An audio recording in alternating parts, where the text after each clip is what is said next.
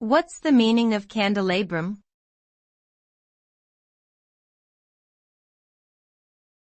Candelabrum.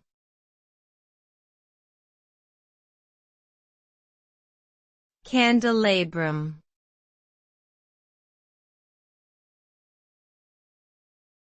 Candelabrum.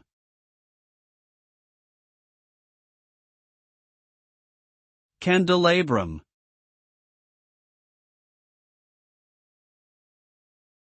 A candelabrum, sometimes called a candlestick holder, is a decorative lighting fixture typically designed to hold multiple candles. It consists of a base, stem, and arms that hold the candlesticks. Candelabra are often made of metal or crystal and can be found in various sizes and styles. They are commonly used as centerpieces for formal events and weddings. Due to their ornate design and historical significance, candelabra are often considered a symbol of wealth and luxury.